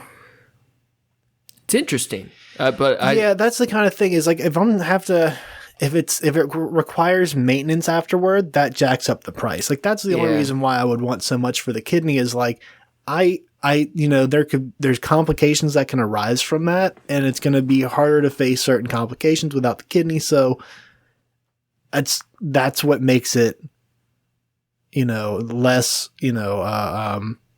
lucrative to me to do unless, I get paid more. With the testicle thing is like, I'm almost more willing to do that than the kidney, mostly because like it's not a vital organ. Right. No, I kind of get that too. Yeah, it's like I don't want to say like, oh, I would so rather do that, but like in my head it's like, I'm not going to die without it. You know what I mean? That being said, I wouldn't do it for less than I would do for the kidney though. I always said, no, it's not like people see my balls all the time. And I was like, people don't see my kidneys either. Like, it's not good. Fuck. I don't know about you, man, but people see my balls all the time. It's a daily thing. No, I don't know. I get on TikTok. If I was actively using drugs, I would have sold my shit cheap. As long as I can get paid, that day, I'd go for something. Maybe $200 $200. Take it or leave it. I got these cheeseburgers, man. All right, but now I'm thinking like, I've spent the last 2 weeks in an office by myself, just typing data, right? Mm-hmm. Put 80 hours in the last 2 weeks. I've got nothing done. Hardly any art done. Minimal podcast time. Life's stupid as shit. I'm bored. I'm keeping my mind occupied. But if this was the rest of my life, I know it's temporary, so it's no big deal. Whatever. Need some money. It's easy. Whatever. But if this was the rest of my life, just kill me now. Just kill me now. If I could... A fucking desk job for 2 weeks. Oh, it's a death sentence for an artist of my caliber. God damn. But bro, fucking A. If I could have literally a doghouse, if I could have a plot of land with a doghouse on it, and it cost $30,000, and I could live in that little doghouse the rest of my life and not have to worry about bills. It's just you in a doghouse and a modem and some. A doghouse better have fucking Wi-Fi. with some Wi-Fi and some fucking your laptop with your fucking Photoshop on it. I'd be good. That's it. So if I had to sell a kidney to get that, and it changed my life, like I could see how it could, even a moderate amount of money can really change people's lives too. Yeah. Yeah, that's also what I'm thinking is like I would need at least 2 years salary. I feel like that's a pretty good rule of thumb. Give me 2 years vacation. Oh, that's the other thing is like you're gonna need time off work anyways to recover. I'm not sure how long it takes to recover from fucking kidney removal surgery. Lost of wages, transportation, meal fee. Yeah, it's like, but you're also gonna need, that's the other one is like I wouldn't stop working, for 2 years after that, because this is like in case shit happens money. At that point, that's your insurance. In case you need to buy a new liver. Yeah, in case you need to buy new shit. It's like, oh fuck, now I need that other kidney. Fuck, now I need to get a kidney. God damn. No buybacks. All sales are final, bitch. That's a thing. So if I donate a kidney to somebody and they get it and then they end up having complications and they die, do I get my fucking kidney back? I don't know. There's no warranties. Manufacturer's warranty on a kidney. Yeah, but black markets are void after opening. Say that again? It's void after opening. You ever seen that on a thing? Yeah. You break the fucking seal, warranty's void, man. I can't get that back. They just stamp it and throw it in you. Black markets are bullshit, though. It's all like anytime you make something illegal, it's for the worse. Yeah. It's like you said, if it puts money, it takes money out of the hands of people that are working or people that are creating or giving something and gives it to people that are taking it from them. That's fucked. That's basically what black market is, right? It's middlemen that are profiting off of someone else's whatever. I feel like I've asked you this before, but where do you stand with people in general? Do you think people are... I fucking hate people. But do you think... Is that what you meant? I was just trying to make a joke, but I think that's what you meant. And I generally agree.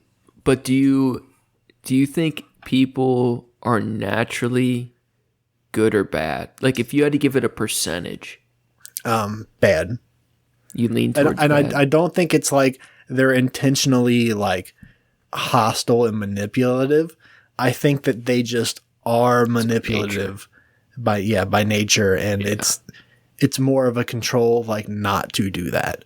And I feel like some of that myself. Like, there are definitely times when I think like, oh, the only reason that I'm not rich is because I'm not because I'm not willing to be manipulative and be shitty. Yeah. Like, if I was willing to go through the effort of starting a cult, yeah, I could, easily make some fucking money. I think I'm smart enough to do it, for sure. But anyways, if if anything, I feel like if they're not, I don't know. I feel like more than anything, my problem with people lately has been that, like, wow, people are so much stupider than I ever realized. And like over the last like 3 years or so, like 3 to 5 years, in particular the last 2, it's just seeing how fucking dumb people are. And it's when you start working as an adult also, or when you're, become an adult and you realize that like, oh, no one knows what the fuck they're doing. Everyone's faking it till they make it. No one has any fucking idea how to do their job, or, it's like, it's so wild to me. We're all how fucking often, so much of my life has been like waiting for someone else to figure out what the fuck they need to do, or, waiting, other people that don't know what the fuck they're doing, getting in the way of people that do. That always bothered me. And my patience has decreased over time. I think I do really well with the customer service thing, where like if I'm dealing with someone for, your initial meeting with someone, there's always like you give people the benefit of the doubt, you treat everyone, equally, and oh, how you doing? What can I do for you? Make little jokes back and forth. But then some people are just so fucking dumb. Yeah. Like people that like don't read the menu, or they read the fucking menu and then they still like say, here's one that I don't really quite get, because it's happened in multiple restaurants I worked at. But people said, oh, we have like a menu item called the buzz kale. And they were like, oh, I'll have the kale buzz. It's like, I don't know how the fuck you got that. You dyslexic piece of shit. Like, get the fuck. And maybe that's it, but it's but people do it all the time. And like the other one is the last restaurant, there was one called the Healthy Heart Bowl, and people would call all the time when they'd say, can I get the Heart Healthy Bowl? And it's like, the fuck are you talking about? Like, it's not that hard. So I've kind of... I was gonna say when people say like, "Oh, is this everything?" And like they're looking at the menu and it's like, "Nah, dog, we got a whole secret menu back here, man. We were just waiting for someone to ask." Like, yeah, dude, that's it. Do y'all have lemonade? Do you see lemonade anywhere on this goddamn menu? The fuck are you talking about? Wait, right there. I'll go get some lemons. Yeah. Oh, yeah. Here, let me just pull this lemonade out of my ass. Let me just piss in this cup for you here. Got you. So I think I've kind of landed on, right? Like I generally hate people. Oh yeah, that's how we got here. I hate people. I would be dude. I feel like people see me and they just think I'm a thug all the time. Like I feel like I'd be so bad at the customer service because my Dude, they should have seen you in high school. I know. I'm like really chill in general. Like if you know me, I'm super fucking chill. But like I feel like it's like out of habit of like how I used to be, like, but as soon as I walk out of the house, I'm like angry face. Like I look over at people in traffic and they're like, "What the fuck is wrong with you?" Like all the time. And I'm like, "Oh, I forgot. Like I'm looking so angry right now." Yeah. Like I would be so bad at customer service because I just don't think I could like I'm in self-protection mode all the time. And I feel like I feel like both of us have an inclination to see the worst in people, and there's plenty of that in the world to see. Yeah. But I especially when you immerse yourself in people. Yeah. And I kind of think, I land though that people, I think it's really 50-50. Like I do think there is a lot of good shit. It's just harder to see because everyone else is lost too. Yeah. And I agree. I think there is a lot of good. You know, I think for the most part, people, and maybe not for the most part, but I think a lot of people have good intentions, you know, but they don't think out their actions enough, you know, to what end that it's going to cause for other people. And whether that's, you know, just looked at as, you know, an act of selfishness or an act of, you know, ignorance is different perspectives on that, or different, you know, case to case probably, but yeah. Yeah, I feel like also, you know, you were saying in, you know, the customer service thing, it makes you feel, you know, you wouldn't do well at it. The difference is, I never thought I would either. The difference for me is that I realize that when I'm talking to a customer, I'm in the position of power. Because they're coming to me to pay me money. They're coming to me for a product or a service. So, you know, that customer is always right bullshit. That doesn't fly.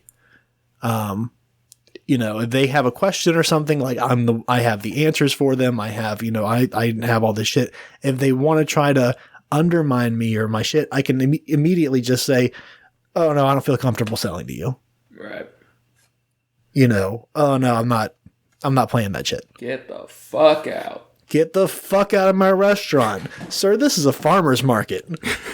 But I think, like, I wouldn't have thought you would be good at it either, but I think there is something to, like, I look back at myself and I'm amazed and other people, I'm amazed the ways we can adapt to things we wouldn't naturally have been inclined towards. And I think if my passion led me to need to be around people more, I would have adapted to it. Yeah. Like, even if it wasn't something that would be your natural inclination, you figure it out. Yeah. Right? And there are definitely days where it's much, much harder. It's always somewhat of a challenge. It's not like a, you know, just a natural reflex. It's still like it's a forced thing. Some days it's just harder to force it than others. And I think this conversation is kind of like what brings me to that right? Even under the base assumption, half of people are good, right? Which is kind of like a gracious, like, way to put it. Yeah. I feel like I definitely go back and forth on that too. Yeah. Depends on the day. I feel like I always have. So let's say 50% is charitable, though. It's not even 50%, but we're being charitable. Yeah. If selling your organs doesn't have to function as a black market, a lot of the stuff to come from it would be good, but a lot of the other stuff would get really fucking dark. Yeah. But how is that different than how shit already is, you know? Yeah, exactly. It's fucking weird, though. It doesn't take a majority shareholder of assholes. It just takes the people with a majority of the people that have the majority of the power or wealth to democratize the livers to make it shitty. Dude, imagine like the future though, when we're like 3D printing like extra limbs and upgrades and shit, and you can go to the deli and they got a fresh liver for you. This one will get you, 30 years, So I was thinking like they're growing meat out of plants and stuff now. So like when are they going to start growing organs? I mean, like they can 3D print things that like, they already like 3D print like heart stems and stuff like that or whatever. But like, I don't know if that's the right thing that I just said, but they're 3D printing body parts. Yeah. Have you seen the ones where they're growing the human ears on the side of a rat? No. Dude, this was like 5 years ago. I saw that. I didn't think it was real though. It's real, man. Damn. Like, they're printing organs now. I don't know if that's fucking terrifying. I think only a handful of specific like experimental surgeries have they used 3D printed things or like cloned organs. Yeah. But I know the rat, like, I don't know if those ears were transplantable, but they were growing ear cells that took the shape of an ear on the side of a rat. Like, damn, we're there, man. It's just, that's wild shit. I said that's terrifying earlier, and I didn't even mean the science of it's terrifying. I just meant the image of it is terrifying. As visually disturbing. It's a terrifying fucking world, man. Scary shit, dog. I like the idea of the black market stuff, though. It's just interesting. I like shadow trade, weird shit. Underground barter system, dog. Crypto money. Hide the paper trail, bookie notebooks. Anything shady like that, I'm into. Fucking A. At least you don't have to get any organs now. We're good for a little while. Yeah, we're good for a minute. So in the shitty book I'm writing, my character needs a liver. So this is how we got onto this whole documentary. As I was looking shit up, like, how the fuck am I gonna get this dude? Okay, I was wondering how you find shit like this sometimes. My thought process. I wish I had it written out, like what the fuck my Google search is like, because it is a weird path, man. So I got to get my dude a liver, and I'm like, all right, looking up some things, like, how the fuck do I find a liver? So the best way, so let's say you're a bank robber, you got shot during the heist, you're bleeding out, and normally they're like, oh, you go to the dog vet, will stitch you up. You know what I mean? That kind of deal. Like you have a vet on the side who does your quick stitch up. So let's say you get stitched up. The vet's looking at you. He's like, your liver's been nicked. You're going to die. You need a new liver. Where do you go? Right, short notice. You don't got the money. You have your bank robbery money. You made out, but the bank was short that day. You got like 10 grand. What do? And you need the liver in like 24 hours. What's your move?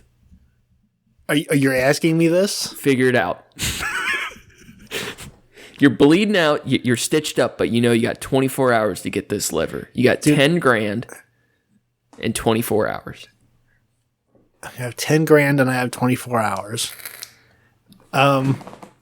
I'm taking a fucking cab over to the next.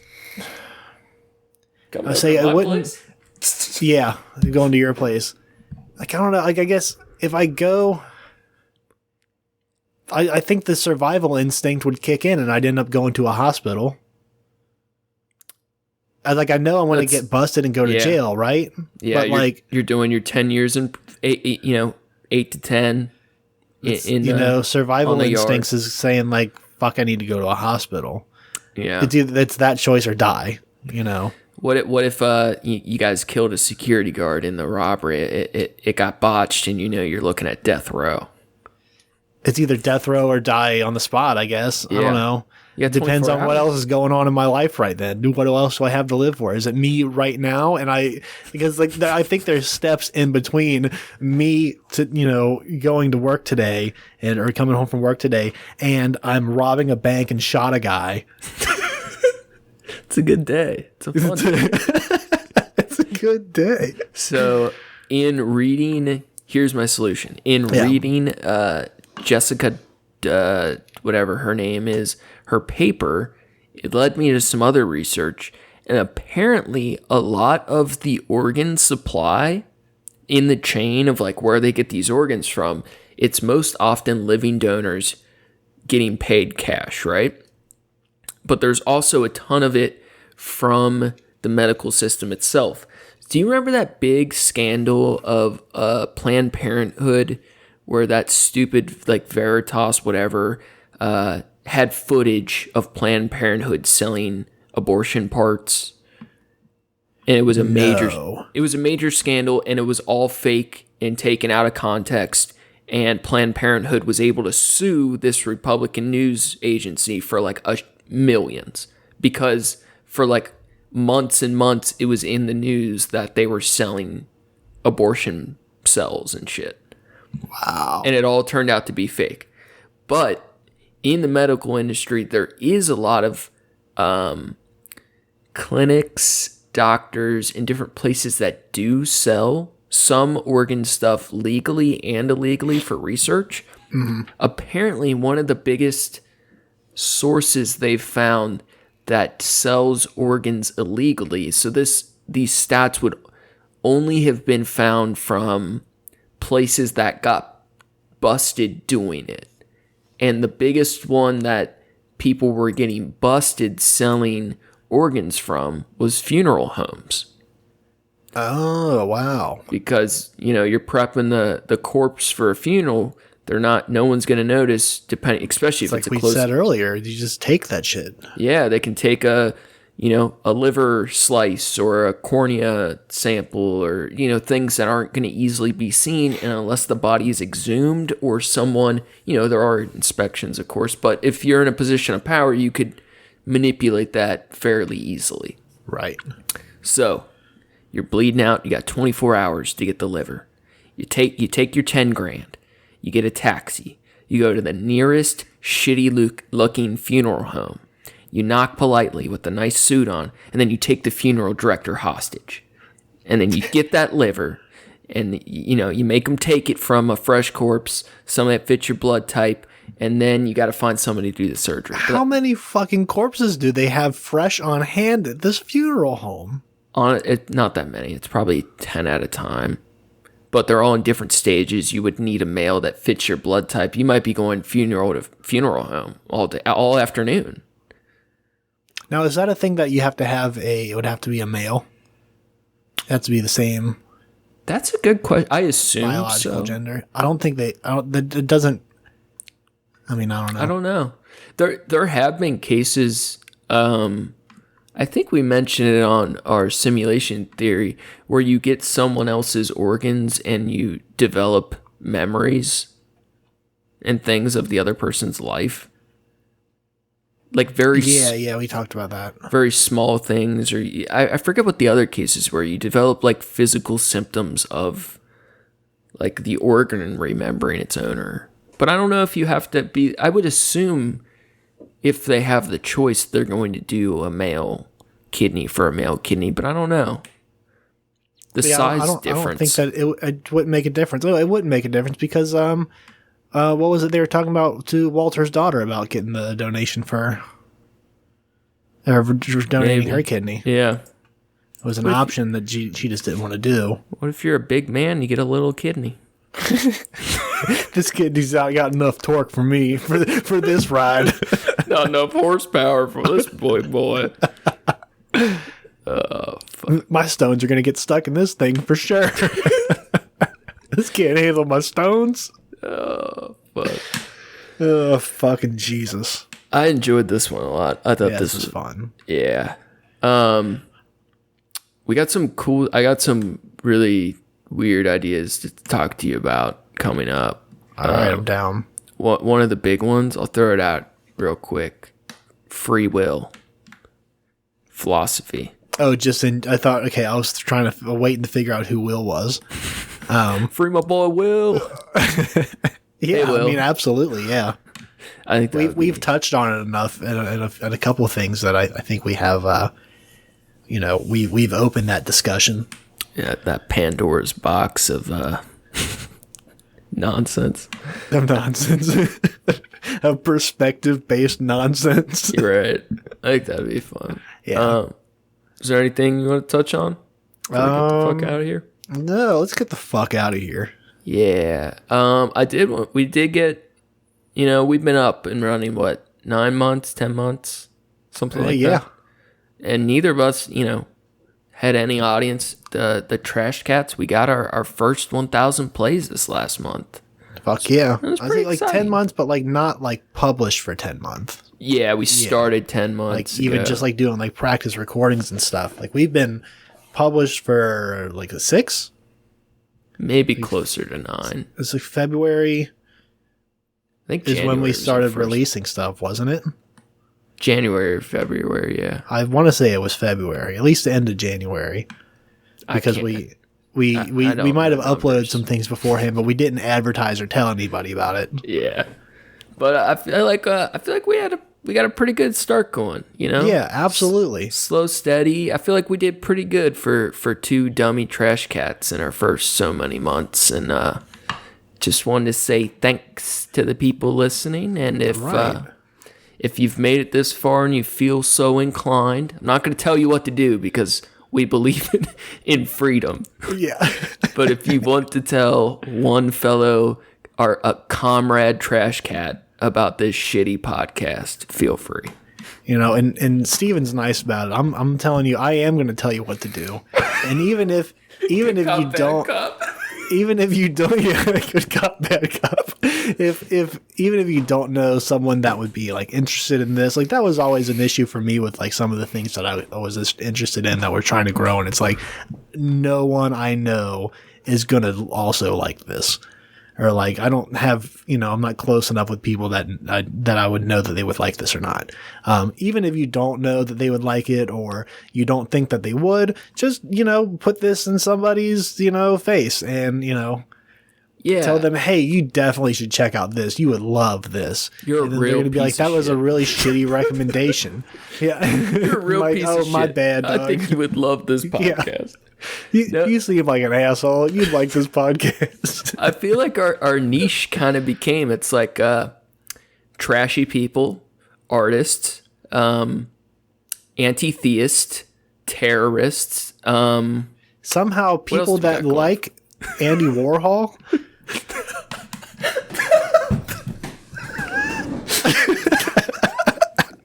Can you imagine listening to this show if you liked Andy Warhol? Oh, fuck. Can you even imagine? It's so much fun, though. So thank you guys for listening. That's it, yeah? Fuck yeah, man. All right. Thanks, y'all. Thanks again for listening. And thank you to Approaching Human for the use of his music. You can find his work on SoundCloud at Approaching-Human. Thank you, John. And he's got that psychedelic Dracula song. Fuck yeah. He's got another one. He's making more stuff in that vein that I'm really excited about. So we'll play some more of that soon. And we got a song by our homie David coming up soon. Yeah, man. Cool. Boy, David Blake Music on Instagram. That's the homie, man. You can also make sure to check out our show page at Trashcats Trashcast on Instagram for news and art from the show. You can find us on Facebook. And if you're bored, you can check out my trashy art on Instagram at SKYZICX. Hopefully there'll be new stuff soon, but I gotta jailbreak out of this office first real quick. And shouts out to, I gotta scroll. Our artist, what was it, Moldova, I believe. We'll share the link. That piece was super cool. And the artist does some other cool stuff. And then shouts out to cows and zebras. Hell yeah, cows and zebras. Good stuff. Tune in next Wednesday for our episode on where are we at in the cycle. That's what we got to talk about. We got to figure that out. We'll figure it out. It's going to be an episode. It's going to be so good. It's going to be dope regardless. You already know. I was telling, that's what it was. I was telling Sarah the other day, I was like, I'm so American. I'm going to take up arms against our state. Goddamn right, boy. American Trashcats. That's going to be all for us today. Stay classy, eat trashy. Go fast, eat trash.